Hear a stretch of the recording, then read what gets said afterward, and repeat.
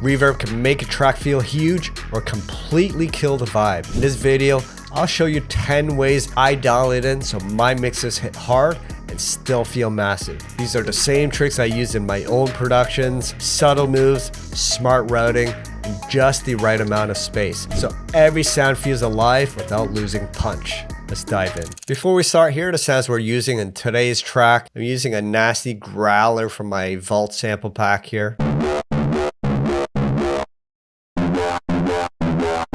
And all the reverb tips we'll be doing today will be focused around this bass sound. Then I pulled out this nasty re-space from my new Serum 2 preset pack called 𝗙𝗛𝗚𝗓. Then sampling the break from Alien Girl. And then a couple of my personal Ableton breaks.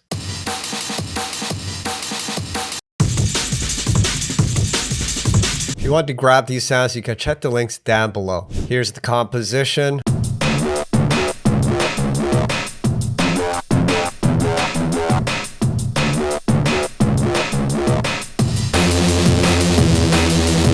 You can hear how that main growler bass sounds a bit dry without any effects, which is why reverb is helpful here to fill in that negative space. So there's 4 different ways you can apply a reverb effect. You can pull it directly into the track, which would be called an insert effect. So we pulled it right into the growler bass here. With this method, it's important to dial the dry wet signal until it's just right. One error many producers make is drowning the sound with reverb. So less is more here, but use your ear.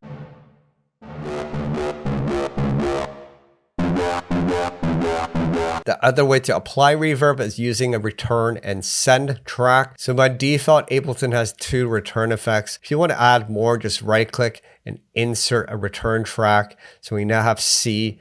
You can pull in your own reverb here right into this track. Just note that if you're using reverb as a return track, the best practice is to increase wetness all the way to 100% because you can control the amount that goes into the return track with the send amount here, which is over here. Another way I've seen producers apply reverb is duplicating the track here and then applying the reverb directly as we did in the first example. However, in this method, you have to set the wetness to 100%. And with this method, you simply adjust the gain level of the channel to change the amount of reverb. I guess why some producers may use this method is you can bounce this into audio, but we'll get into that later on. A cool method I like to apply reverb is creating an effects rack. So you can pull in the reverb of choice and just right click and group or Control or Command G, and then clicking this button, you'll get the effects rack, and then you can right click and create a chain. And both of these are different chains. By default, just call it chain. You can call this one dry, and the second one is the reverb. So the dry signal is just the bass signal on its own. And then with the reverb signal, we can mute the dry signal and increase wetness to 100% here. And this is a cool method. Once again, you'll have to adjust the gain amount if you use this method. Bring it all together. So for the remainder of this video, I'm going to use this method for applying reverb. The next step is to adjust the parameters of the reverb, specifically the size of the reverb or the decay length. The decay length will determine how long that reverb tail will go for. The size is simply the size of that room.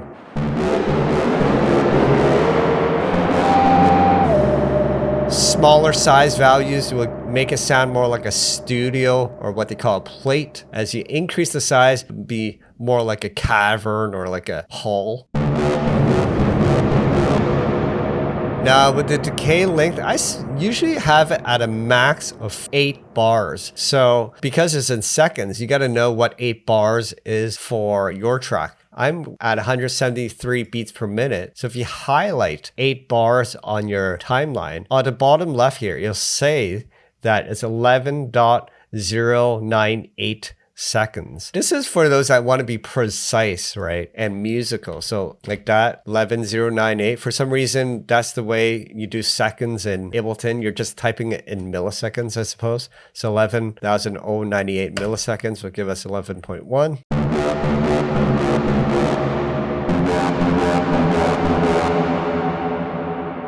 Now, when you're mixing reverb, it's important to hear everything in detail. That's where having a good pair of headphones is important. You won't believe the detail you'd miss in your reverbs until you hear it on some headphones. Hearing things in such a closer proximity to the sound allows you to pick up on nuances and details of your mix. You'll instantly hear mistakes with the reverb tail amount, the size, and the dry wet. It also helps because you're hearing in full stereo depth of your headphones. You can hear if the reverb is too much or not enough. The headphones I'm using today are 𝗖𝗘𝗖𝗏's new upgrade to their TMA2 wireless studio headphones. I just got these in the mail. They sent it over to me and just loving how these sound. The high end sounds super crisp.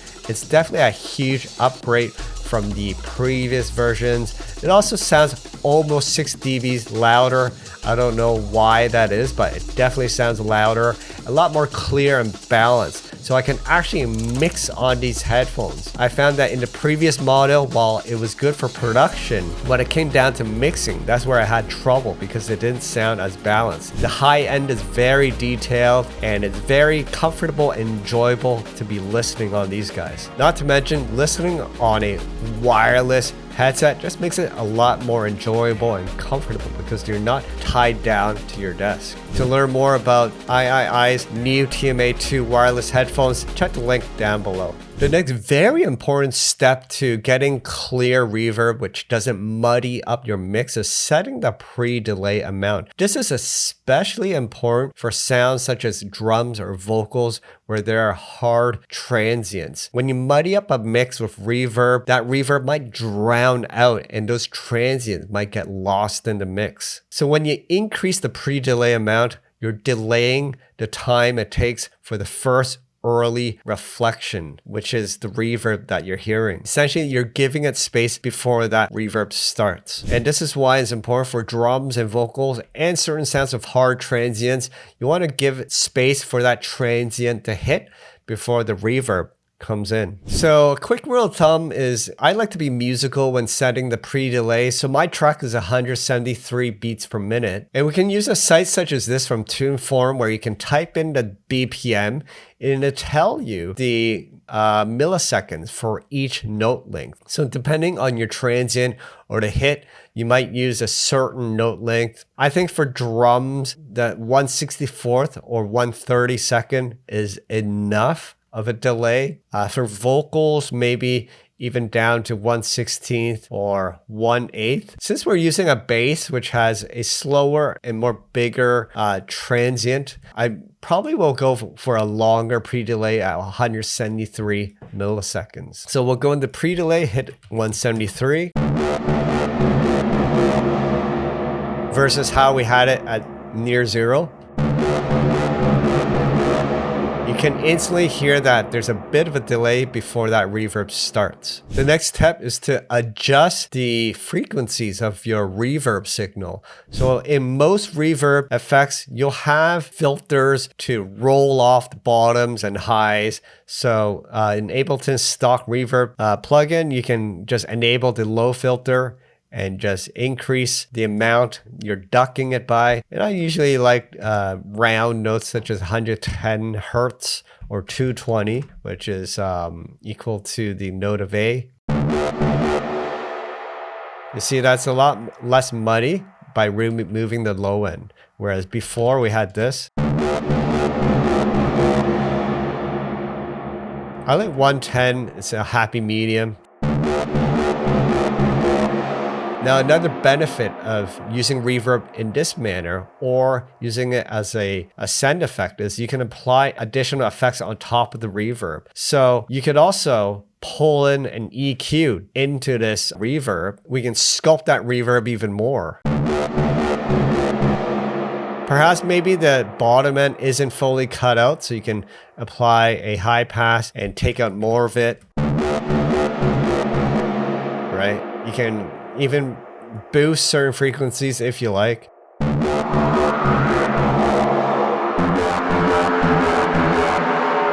It's really fun to do. Now remember, as we shave off the bottom end, it might be also good to shave off the top end. So you may employ the high shelf or filter in the reverb plugin and adjust the frequency amount.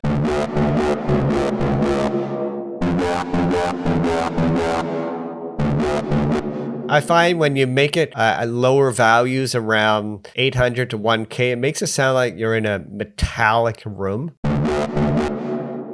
Where if you allow more high frequencies, it sounds like it's more in a hall. So just a taste. Now, just to note, my reverb amount is very loud right now. I'm just doing everything in extreme so you can hear everything in detail, but we'll be adjusting it near the end of this process. Now, this gets to the next step. If you're listening to this entire signal, it still sounds very muddy. That reverb is drowning out that bass growler.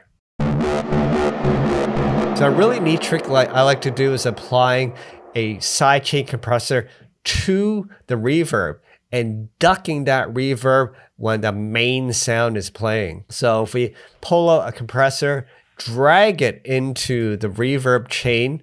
So now we have the EQ and then the compressor, and we're gonna open up this panel, which is the sidechain panel. We want an external signal to trigger the compressor. And we're gonna choose growler as the input signal. Now this is very important because our growler is in an effects rack with a dry and reverb chain. So you gotta go in here and make sure you're using the one that says dry. Choose dry pre or post effects. It just means if you apply effects onto this dry chain that it'll be reading it pre or post the effects. So pre is fine here, and just set the threshold amount and ratio.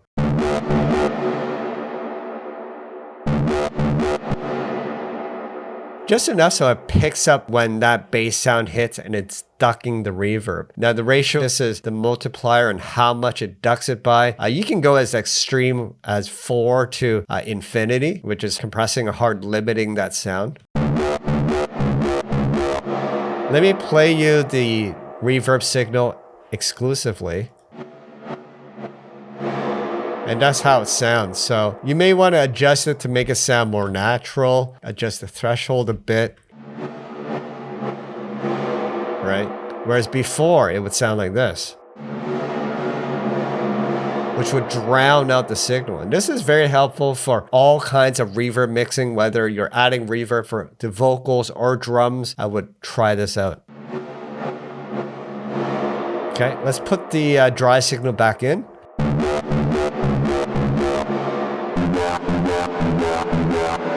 That sounds a lot more clear. You can hear the growler in much more detail. Okay, now that we have the settings right, let's adjust the amount of the reverb, which was one of the initial tips we learned today. Because reverb is at 0 dB on the gain level. Adjust the taste.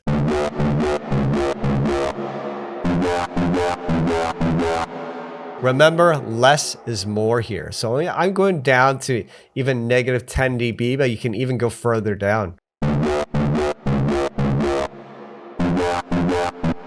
Higher levels are okay too. Just use your ear and just make sure it's not drowning out your mix. Let's hear everything over the track.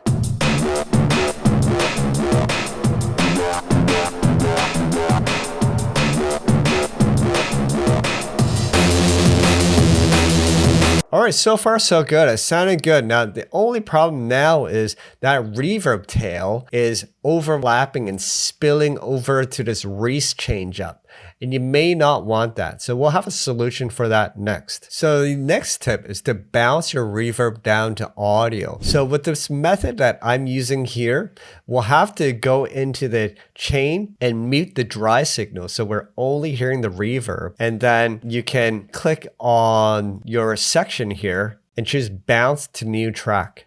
Now, having the reverb as audio gives you a lot more control in shaping it. Let's bring the original signal back. We're going to mute the reverb chain here, bring back the dry effect. So now we have this guy here.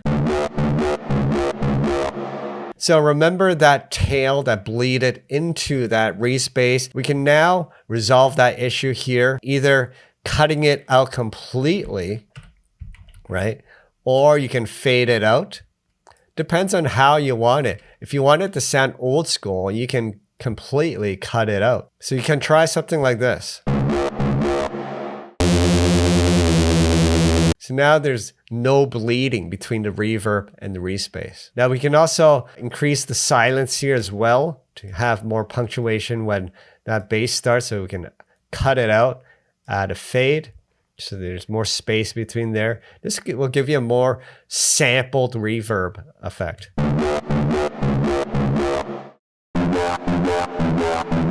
All right, makes things sound a little more cleaner. Bring back the drums. Let's hear the track in full.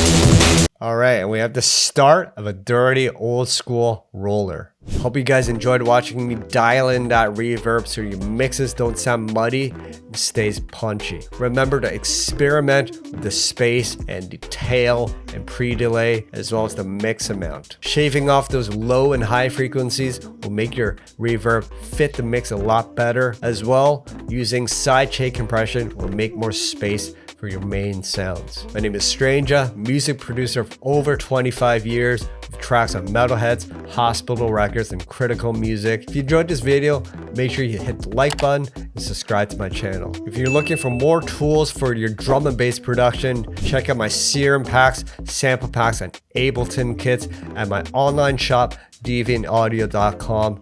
Learn more down in the links below. All right, guys, thanks for watching. And until the next video, stay creative and peace out.